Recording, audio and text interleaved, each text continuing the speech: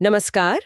आज हम Robert Arthur की कहानी द मिडनाइट विजिटर की गहराई में उतरेंगे। हाँ, ये कहानी बहुत दिलचस्प है। हमारे पास कहानी के मुख्य अंश है और हम देखेंगे कि कैसे एक जासूस, जो बिल्कुल जासूस जैसा नहीं लगता, दिमाग के जोर पर खतरे को मात देता है। सही कहा। ये कहानी जो जासूसी कहानियों की एक बनी बनाई छवि है ना, उसको बिल्कुल तोड़ देती है। हाँ, स्रोत हमें एक किरदार से मिलवाते हैं, ऑसिबल। वो हमारी उम्मीदों से एकदम अलग हैं। तो कहानी का मुख्य आकर्षण यही है, जो दिखता है वो है नहीं। बिल्कुल। और हम देखेंगे कि लेखक ने इसे कैसे बुना है। तो चलिए शुरू करते हैं। कहानी हमें मिलाती है फाउलर से। वो एक लेखक है हाँ, जो जासूसी कहानियों के लिए कुछ मसाला ढूंढ रहा है। और वो ऑसिबल से मिलने आता है, पर पहली मुलाकात में ही उसे निराशा होती है। स्रोतों में लिखा है ऑसिबल बहुत मोटा है। और उसका लहजा, पेरिस में 20 साल रहने के बाद भी अमेरिकी लहजा गया नहीं। हाँ, मतलब कोई जेम्स बॉन्ड या शोलक होम्स वाली बात ही नहीं है। बिल्कुल नहीं। और सिर्फ ऑसिबल ही क्यों, माहौल भी देखिए। पेरिस का एक उदास सा सीलन भरा होटल। और कमरा भी छठी मंजिल पर, यानी आखिरी मंजिल पर, छोटा सा कमरा। हाँ, किसी रोमांचक जासूसी थ्रिलर जैसा तो बिल्कुल नहीं लगता। बहुत साधारण, बल्कि उबाऊ सा। मुझे लगता है लेखक शायद जानबूझकर शुरू में ही उम्मीदें तोड़ना चाहता है। बिल्कुल। और फाउलर की निराशा तो साफ दिखती है।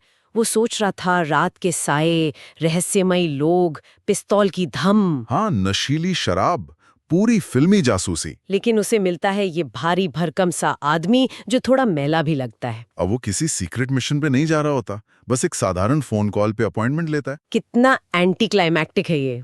पर मजे की बात यह है कि ऑसिबल ये समझता है, उसे पता है फॉलोअर क्या सोच रहा है। हाँ, वो मजाक में कहता भी है, तुम बोर हो गए हो। ये दिखाता है कि ऑसिबल खुद को लेकर कितना सहज है। उसे पता है वो जासूसों की छवि में फिट नहीं बैठता, पर वो इसे हल्के में लेता है। शायद यही उसका आत्मविश्वास है। उसे दिखावे की जरूरत महसूस नहीं होती। हो सकता है। फिर भी शायद फॉलर की निराशा देखकर ही ऑसिबल माहौल में थोड़ा ड्रामा लाने की कोशिश करता है ना? हाँ, वो एक अति महत्वपूर्ण कागज का जिक्र करता है जो आने वाला है। वो कहता है कि ये एक ऐसा कागज है जिसके लिए कई आदमियों और औरतों ने अपनी जान जोखिम में डाली है। और ये कि वो इतिहास का रुख बदल सकता है। और फिर पूछता है, इस विचार में नाटक है ना? जैसे वो फॉलर को वही दे रहा हो जिसकी उसे तलाश थी। थोड़ा रोमांस, थोड़ा रहस्य। हाँ, ये उसकी लोगों को पढ़ने की क्षमता भी दिखाता है। और फिर नाटक सच में शुरू होता है। हाँ, जैसे ही ऑसिबल कमरे की बत्ती जलाता है, फॉलर को मिलता है उसका पहला प्रामाणिक रोमांच। कमरे के बीचों बीच एक आदमी। यहाँ कहानी अचानक तेज हो जाती है। ये मैक्स है। और यहाँ ऑसिबल का किरदार देखिए। वो चौंकता जरूर है, शायद एक पल को सांस रुक जाती होगी। हाँ, लेकिन घबराता नहीं। बिल्कुल। स्रोत बताते हैं कि वो शांति से पूछता है, मैक्स, तुमने तो चौंका दिया। मैंने सोचा तुम बर्लिन में होगे। मेरे कमरे में क्या कर रहे हो? ये शांत रहना, खतरे के सामने भी, यही उसकी असली ताकत लगती है। मैक्स का हुलिया भी दिलचस्प है। पतला, थोड़ा कम लंबा, और चेहरा कैसा बताया गया है? लोमड़ी जैसी चालाक विशेषताओं वाला। अच्छा, पिस्तौल के अलावा उसमें कुछ खास डरावना नहीं लगता। हाँ, ये भी कोई जासूसी कहानियों का भयानक विलन नहीं है। शायद लेखक यहाँ भी उम्मीदें तोड़ रहा है। हो सकता है। कहानी शायद ये दिखाना चाहती है कि खतरा हमेशा वैसा नहीं दिखता जैसा हम सोचते हैं। और मैक्स का इरादा साफ है, उसे वो मिसाइलों वाली रिपोर्ट चाहिए जो ऑसिबल को मिलने वाली है। हाँ, वो कहता है रिपोर्ट उसके हाथों में ज्यादा सुरक्षित रहेगी।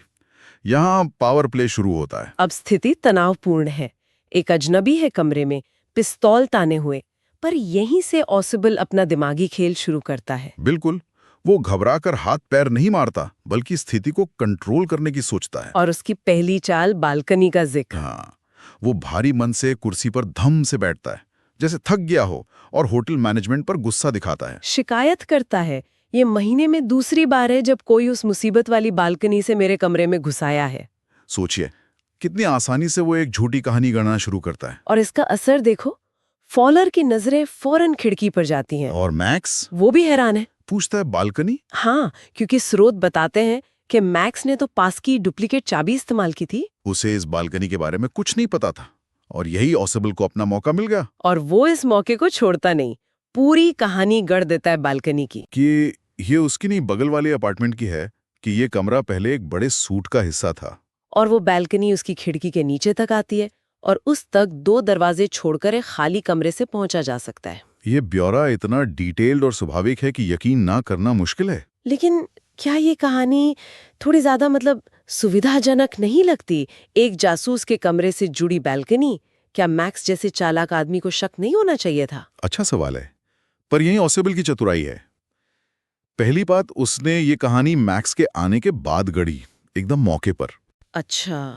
दूसरी बात, उसने इसे अपनी झुंझुलाहट और मैनेजमेंट की लापरवाही के तौर पे पेश किया। तो ये एक सोची समझी चाल कम और एक असली परेशानी ज्यादा लगी। ये बात तो है। और तीसरी, जासूसी की दुनिया में ऐसी छुपी हुई राहें या बैल्कनी होना ये कोई अनोखी बात नहीं मानी जाती, तो मैक्स शायद इसे आसानी से मान गया। ऑसिबल ने मैक्स की सोच का ही इस्तेमाल किया। बिल्कुल, उसी के खिलाफ। इसी बीच मैक्स फाउलर को बैठने को कहता है। तनाव तो बना ही हुआ है। हाँ, और ऑसिबल वक्त का भी जिक्र करता है कि रिपोर्ट आने में अभी 31 मिनट हैं, अपॉइंटमेंट 12:30 का है। ये जानकारी शायद मैक्स को और बेचैन कर देती होगी। वे एक दूसरे से जानकारी निकलवाने की कोशिश भी करते हैं। मैक्स पूछता है रिपोर्ट कैसे मिली, ऑसिबल जानना चाहता है मैक्स को कैसे पता चला। ये दिमागी जंग चल ही रही है कि अचानक दरवाजे पर दस्तक। हाँ, ये कहानी का एक और मोड़। फाउलर तो डर के मारे उछल पड़ता है। अब क्या होगा? क्या मैक्स गोली चलाएगा? लेकिन ऑसिबल वो क्या करता है? स्रोत बताते हैं कि वो बस मुस्कुराता है। मुस्कुराता है? हाँ, ये मुस्कुराहट बहुत कुछ कहती है। वो शांत है, शायद उसे अपना अगला दांव मिल गया है। और यहीं उसकी दूसरी चाल सामने आती है। वो कहता है ये पुलिस होगी। वाह, क्या दिमाग है! पहले बालकनी घड़ी, अब पुलिस का बहाना। हाँ, और कितनी विश्वसनीयता से वो मैक्स को बताता है कि उसने खुद पुलिस को बुलाया था। क्योंकि कागज इतने महत्वपूर्ण थे कि थोड़ी अतिरिक्त सुरक्षा जरूरी थी। और उसने पुलिस से कहा था कि आकर चेक कर लें, सब ठीक है। मैक्स के लिए तो ये बिल्कुल अप्रत्याशित रहा होगा। बिल्कुल, और ऑसिबल उसे चेतावनी भी देता है, दरवाजा नहीं खोलोगे तो वे वैसे भी अंदर आ जाएंगे, क्योंकि दरवाजा अनलॉक है। और पुलिस गोली चलाने में संकोच नहीं करेगी। उसने डर पैदा कर दिया, पुलिस का डर। मैक्स अब बुरी तरह फंस गया है। लिखा है कि गुस्से और डर से उसका चेहरा काला पड़ जाता है। वो पीछे हटता है, खिड़की की ओर। अब उसके पास भागने का एक ही रास्ता है। वो बालकनी जिसका जिक्र ऑसिबल ने किया था, जो है ही नहीं। वो चिल्लाता है, उन्हें भेज दो, मैं बालकनी पर इंतजार करूंगा। उन्हें यहाँ से जाने दो, वरना मैं गोली चला दूंगा। वो पूरी तरह ऑसिबल के जाल में है। वो उस काल्पनिक बालकनी को ही अपना बचाव समझ रहा है। दरवाजे पर दस्तक और तेज होती है, साथ में आवाज आती है, मिस्टर ऑसिबल, मिस्टर ऑसिबल। ये आवाज मैक्स की घबराहट को बिल्कुल चरम पर ले जाती है। अब उसके पास सोचने का वक्त नहीं बचा। वो अपनी पिस्टल ऑसिबल और फाउलर पर ताने रखता है, खिड़की का फ्रेम पकड़ता है, हाँ, अपना दूसरा पैर बाहर निकालता है और खुद को नीचे गिरा देता है उस बैल्कनी में कूदने के लिए। जो असल में है ही नहीं। और गिरते ही उसकी एक तेज तीखी चीख सुनाई देती है। और बस खतरा टल गया। बिना गोली चले, बिना हाथापाई के ऑसिबल ने दिमाग से बाजी जीत ली। ये क्लाइमैक्स कितना दिमागी और अप्रत्याशित है। अब पर्दा उठता है, दरवाजा खुलता है, लेकिन वहां पुलिस नहीं है। कौन है? एक वेटर खड़ा है, हाथ में ट्रे जिसमें एक बोतल और 2 ग्लास हैं। अरे, वो कहता है, ये वो ड्रिंक है सर जो आपने लौटने पर मंगवाया था। फाउलर का तो जैसे खून ही सूख गया होगा।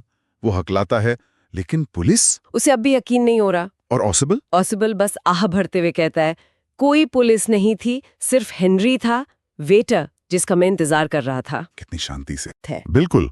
जब हम इस पर दोबारा सोचते हैं तो ऑसिबल की पूरी रणनीति साफ नजर आती है। उसकी वो जो शारीरिक बनावट है, उसका साधारण कमरा, हाँ, वो सब एक तरह का छलावा था जिसने मैक्स को शायद उसे कम आंकने पर मजबूर किया होगा। कहानी यही दिखाती है कि ताकत या खतरा हमेशा बाहर से नहीं दिखता। ऑसिबल की असली शक्ति उसका प्रेजेंस ऑफ माइंड है, मतलब हाजिर जवाबी, दबाव में शांत रहकर सोचने की क्षमता। उसने न सिर्फ बैल्कनी की कहानी गढ़ी, बल्कि दरवाजे पर हुई दस्तक का भी, जो कि महज वेटर की थी, तुरंत फायदा उठाया, उसे पुलिस के आने का सबूत बना दिया। और ये जानना कि उसने ये सब मौके पर ही सोचा, पहले से कोई प्लान नहीं था, ये तो उसकी दिमागी फुर्ती को और भी असरदार बना देता है। उसने स्थिति को समझा, मैक्स के डर को समझा, पकड़े जाने का डर, और उसकी सोच को भी कि जासूसों के गुप्त रास्ते हो सकते हैं, और उसी हिसाब से चालें चली। ये कहानी हमें दिखावट और असलियत के फर्क पर बहुत कुछ सोचने को मजबूर करती है। हाँ, ऑसिबल जैसा दिखता है वैसा है नहीं।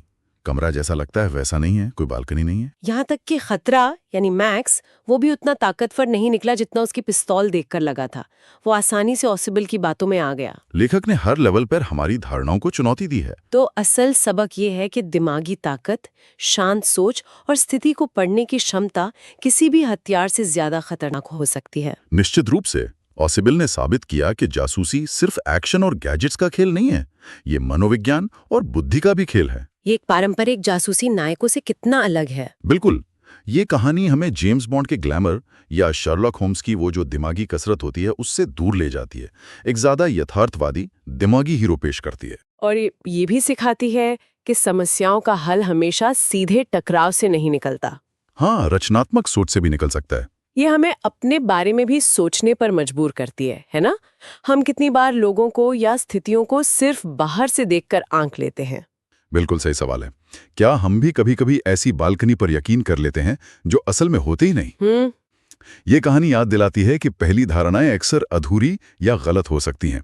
गहराई में देखना, सोचना जरूरी है। और दबाव में शांत रह के रचनात्मक हल खोजना। हाँ, ये सिर्फ जासूसों के लिए नहीं, हम सब के लिए रोजमर्रा की जिंदगी में भी उतना ही जरूरी है। दिमाग की असली ताकत को कभी कम नहीं आंकना चाहिए। तो द मिडनाइट विजिटर एक छोटी लेकिन बेहद असरदार कहानी है।